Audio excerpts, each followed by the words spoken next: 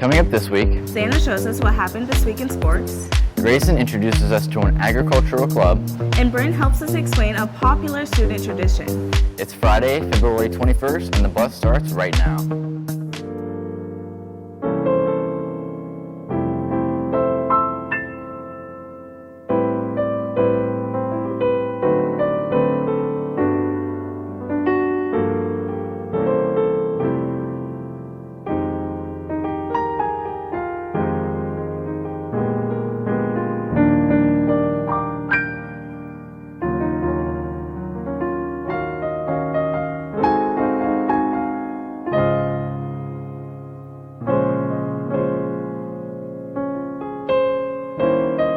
Happy Friday, Fort Mill. I'm Andy. And I'm Adam.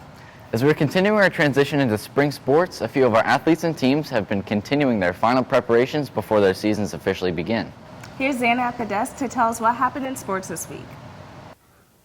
Hey Fort Mill, our winter sports are wrapping up and our spring sports are about to begin. I'm Xana and this is The Buzz Sports.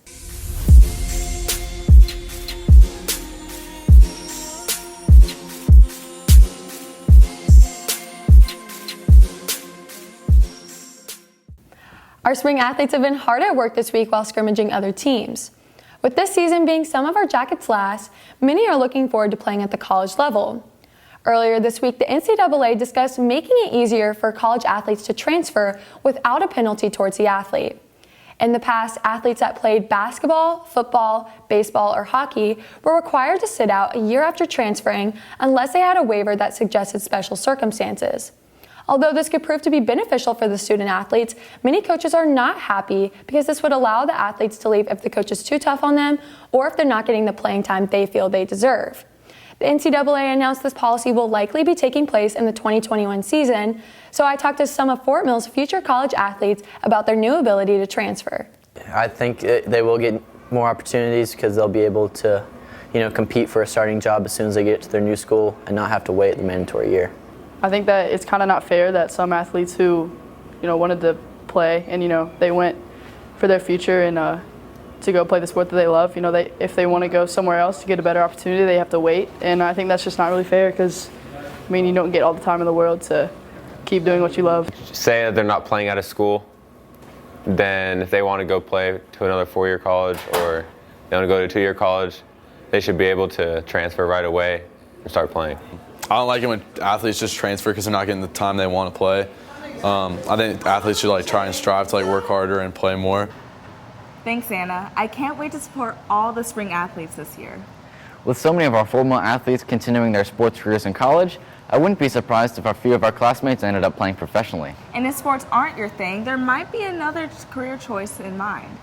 Last week, Grayson showed us how you can use trade schools to your advantage, and this week he's here to highlight a club that puts you out in nature. A long-established elective here at Fort Mill is agricultural/animal science. The class consists of 4 levels of different sciences related to animal anatomy and healthcare, as well as farming and agriculture. The class even has its own pets that students can care for. The first thing you do when you come in here is you make sure you check on the animals, see if there's no abnormalities such as difficulty breathing or raspy breaths, coughing. And then you want to feed the animals, make sure you clean their bedding. On Fridays, you completely clean out the cage. And then you want to make sure their water's filled up and give them hay. Another big part of the class is FFA, or Future Farmers of America. This organization is committed to the individual student, providing a path to achievement through premier leadership, personal growth, and career success through agricultural education. Through FFA, the class has been able to participate in many competitions and win awards. We do the livestock judging, CDE. We go out to Clemson and we pretty much judge livestock. You take a written test and then you go through multiple classes of animals and rank them, and then you have to write reasons. This is going to be our second year competing in the livestock judging CDE, as last year was our first year. For class, we have to participate in what's called an SAE, which is a supervised agricultural experience. So it's anything agricultural related outside of class. And so when I was told about that, I took that opportunity to convince my parents to let me start fostering dogs. I've done it for 3 years now, since sophomore year, and I fostered 5 dogs in that time. We had to fill out a proficiency award. I submitted it to Clemson to be judged against other students across the state.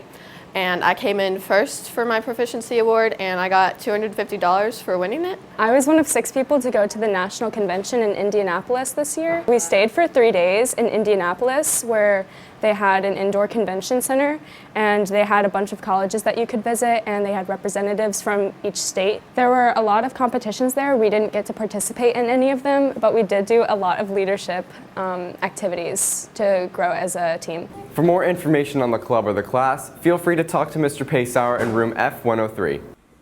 I'm Grayson, reporting for The Buzz. Thanks, Grayson. The Future Farmers of America Club is a great program for students who enjoy working outside and in the fresh air. Another program known for going into the great outdoors is the Boy Scouts of America. However, a recent controversy has put the Scouts in a tricky situation. Here's Reese with the story. On Monday, the National Boy Scouts of America filed for a Chapter 11 bankruptcy claim amid over 2,000 sexual abuse cases in the last few years. This claim does not mean the Boy Scouts are dissolved, but it does leave the future for the organization unknown. The national group is being sued for $1 to $10 billion, but according to the Wall Street Journal, the organization is only worth $3.3 billion. If the bankruptcy ends up happening and the organization goes away, that's really unfortunate for all the young boys who use that as a way to grow their leadership.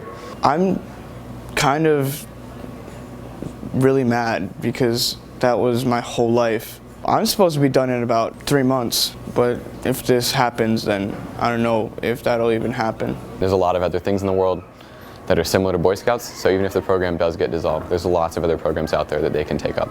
The Boy Scouts of America is the largest scouting organization in the world, and while it's not going anywhere right now, a potential shutdown could affect millions of people. Reporting for The Buzz, I'm Reese. Thanks, Reese. This past week, another off-campus tradition at Fort Mill has just begun. There are many questions surrounding this annual event, so here's Bryn with the details.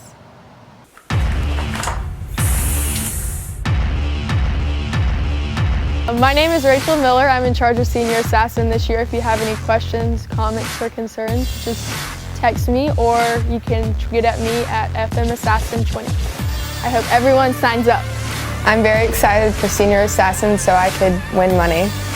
I'm excited for Senior Assassin because it'll be a fun time for senior year with all my friends. I am very excited for Senior Assassin because I want to squirt people in the face. I'm excited about Senior Assassin because coming in as like underclassmen and freshmen, you kind of see all the posts and stuff, and it just looks like something you should really look forward to, and it looks fun. I'm very excited about Senior Assassin because I've been waiting since I was a freshman. Senior Assassin's like a tradition that's been going around Fort Mill for many years. You pay $10 to play, and the target of the game is that you'll get a person to assassinate with a water gun, and you have to shoot them, take a picture, tag it to FMAssassin20 in order to get credit, and then you have to lay low and hopefully not get shot by the person coming after you. My strategy to winning is being in camouflage. My strategy is to eliminate my targets. My strategy to win would definitely be parking in my garage. My tactics, I'm going to drop everybody during that time. I'm not going to tell anybody where I'm at. Go to a different house, maybe drive a different car. Hang out with people while you can, turn off your snap maps, and trust no one.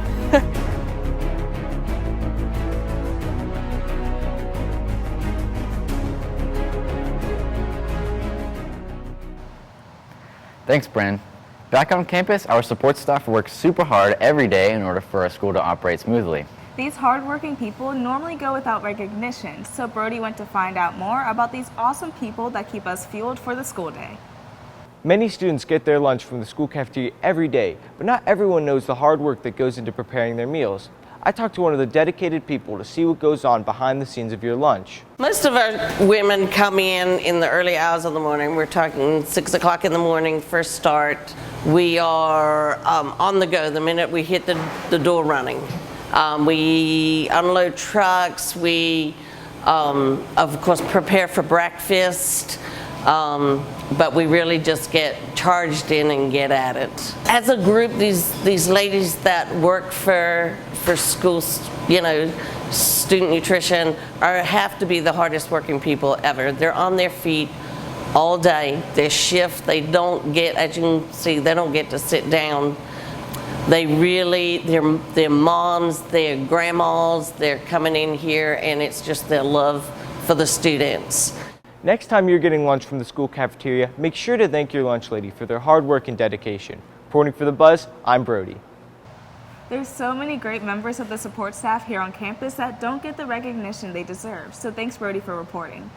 Well, that's all we have for this week's show, but before we go, be sure to follow us on social media to get more information about our show, as well as additional content that we make every week.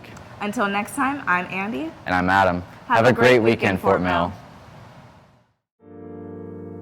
Okay.